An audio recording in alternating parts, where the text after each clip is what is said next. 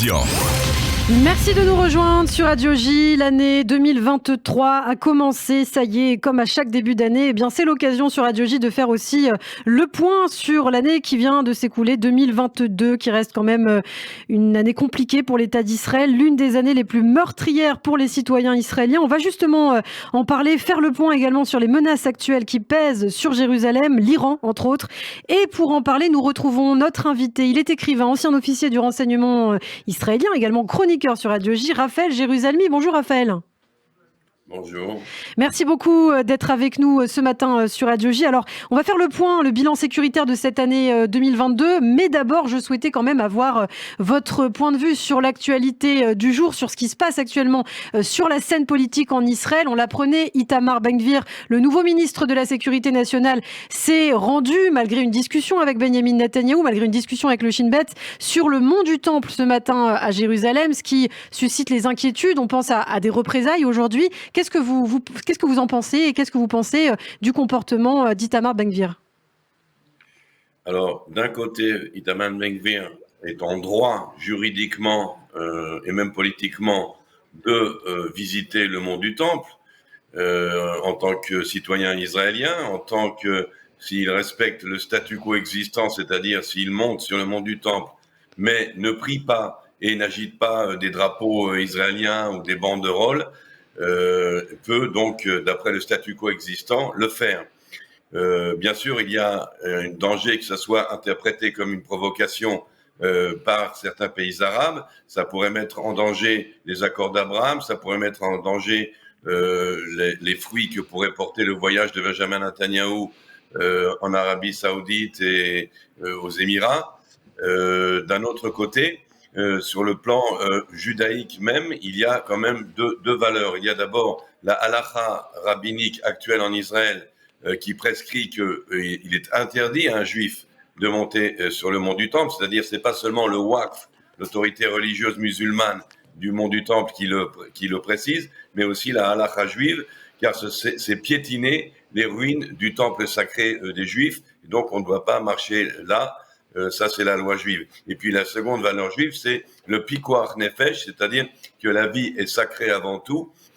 Et donc, s'il y a le moindre risque que cette visite sur le mont du Temple crée des émeutes ou des tirs de missiles du Hamas, il y a pikuach nefesh, c'est-à-dire il faut s'en abstenir pour épargner des vies humaines. Donc, il y a là un dilemme très à la juive, très talmudique, dirais-je même, qui fait qu'effectivement, Itamar Ben-Gvir peut jouer sur ces ambiguïtés-là, mais les musulmans ou les arabes intégristes peuvent jouer sur ces mêmes ambiguïtés dans le sens contraire, ce qui est effectivement donc extrêmement dangereux. Il y a là un bras de fer entre Benjamin Netanyahou et Itamar Ben-Gvir. Chacun veut forcer la main de l'autre. C'est quand même normalement le Premier ministre qui a le dernier mot, et donc je ne suis pas certain que Benjamin Netanyahou était surpris. Il se peut que ça soit une petite combine entre eux et que l'essentiel, d'après le Shin Bet, les conseils du Shin Bet, c'était de ne pas dévoiler à l'avance la date et l'heure de sa visite pour éviter que le Hamas et compagnie se préparent. Et oui, certains donc, qui s'inquiètent de représailles du Hamas. Alors le terrorisme qui reste bien sûr une des priorités du gouvernement israélien pour cette nouvelle année 2023. Et on l'a dit, 2022 qui est une des années apparemment les plus meurtrières pour les Israéliens. Selon des données de l'agence de sécurité intérieure du Shin Bet, 31 personnes ont été tuées dans des attentats terroristes en Israël cette année. Plus de 129 autres blessés. Tzal qui a enregistré environ 300 fusillades, tentatives de fusillade également contre des civils et des soldats israéliens en Judée-Samarie. Alors, est-ce qu'il y a une leçon particulière peut-être à tirer cette année de ces chiffres ? Bien, la leçon, c'est que nous sommes en fait plus ou moins impuissants devant ces montées de violence.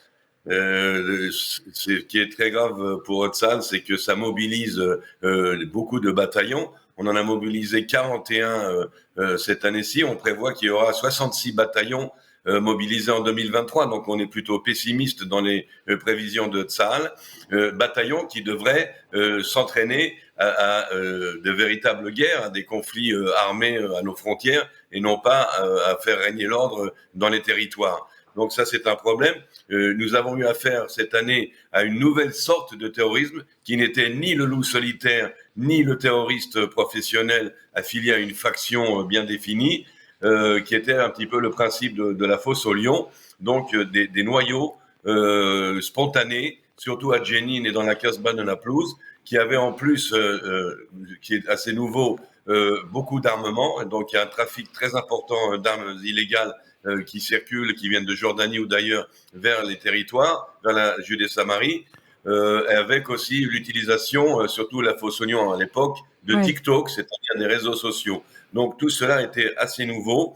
Une des leçons à tirer, c'était surtout le fait avec quelle facilité pour les attentats commis en Israël même, certaines personnes quittent les territoires pour entrer sur le territoire israélien. Et donc Tsahal a pour 2023 comme but principal de terminer la barrière de sécurité.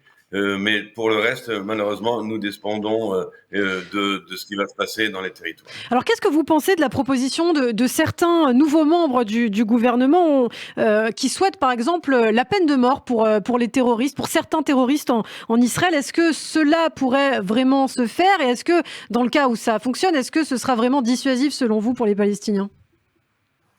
Alors, dans les mesures existantes, il y a beaucoup de débats, détruire les maisons des familles, expulser les familles, et j'en passe.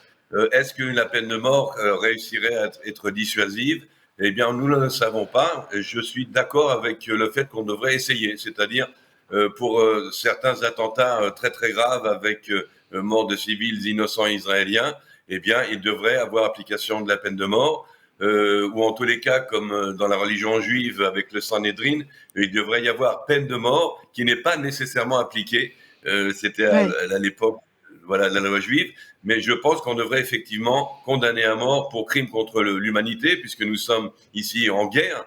C'est une guerre contre les terroristes, et donc les crimes qui sont commis sont des crimes de guerre ou des crimes contre l'humanité, passibles de la peine de mort. Et au bout de quelques exécutions, eh bien, on verrait bien si c'est dissuasif ou non. J'en doute, mais je pense que c'est pas une mauvaise chose que des terroristes comme Monsieur Barghouti, qui nous coûtent de l'argent en prison à nourrir et loger, et en plus ont une influence néfaste même de leur prison, avec des messages d'incitation à la haine et à la violence vers la jeunesse palestinienne, devraient être neutralisés comme de même qu'il y a des éliminations ciblées. Ce qui devrait susciter quand même une levée de boucliers sur la scène internationale. On aura l'occasion d'en reparler. Alors sur un autre front, il nous reste peu de temps, Raphaël, on souhaitait aussi parler de la Syrie. Israël qui semble très actif sur ce front-là. De nouvelles frappes donc présumées israéliennes en Syrie. On fait dimanche dans la nuit, 4 morts, dont 2 soldats syriens. C'est l'aéroport de Damas qui était visé, qui abritait donc un entrepôt d'armes venant d'Iran. Oui, alors c'est la troisième fois dans les derniers mois que l'aéroport de Damas est visé. Il a été visé en juin et en septembre, avec chaque fois un avertissement très clair des Israéliens tapant sur les doigts le régime d'Assad dans sa complicité aux Iraniens. L'aéroport continue d'être utilisé avec des fausses lignes aériennes ou des lignes aériennes civiles déguisées par les Iraniens pour approvisionner le Hezbollah en matériel sophistiqué. Et là, la dernière frappe montre 2-3 choses. La première, c'est que la conversation entre Benjamin Netanyahu et Vladimir Poutine a dû bien se passer, puisque nous pouvons continuer à frapper librement en Syrie, donc le hockey des Russes. Le fait aussi que nous n'avons pas le choix, c'est-à-dire aux politiques, nous avons eu cette frappe parce qu'il y a un nouveau gouvernement et un nouveau ministre de la Défense, Yoav Gallant, qui ont voulu montrer la continuité. Mais en fait, nous n'avons pas le choix. Nous sommes obligés, c'est sur le terrain que ça se passe, nous sommes obligés de frapper lorsqu'il le faut, c'est-à-dire lorsqu'il y a ces convois. Et justement, Benny Gantz, donc l'ancien ministre de la Défense, qui a été récemment remplacé par Yoav Gallant, a indiqué que l'État d'Israël se préparait à l'éventualité d'une attaque contre l'Iran. Alors, qu'est-ce que ça signifie? Est-ce que ça veut dire que les installations nucléaires iraniennes vont clairement être visées là dans les prochains jours, les prochaines semaines? Si l'on en croit Benjamin Netanyahu, c'est dans le programme. En fin de compte, c'est quand même une solution catastrophe. Ça risque de déclencher un conflit régional.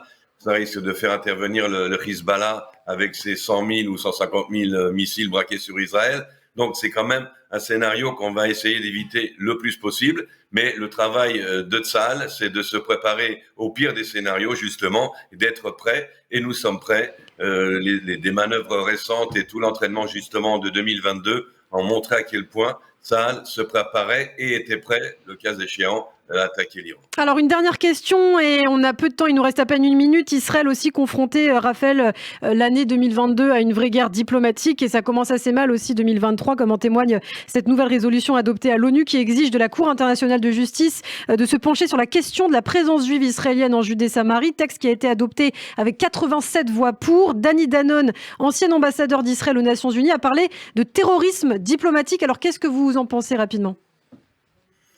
Absolument, Israël ne doit en aucun cas coopérer avec ces fausses enquêtes où l'accusé est déjà condamné avant même que la procédure commence. Absolument, nous sommes malheureusement mis au banc des Nations Unies uniquement, dont on sait par cœur qu'ils sont anti-israéliens de par le nombre de pays antisionistes qui y siègent.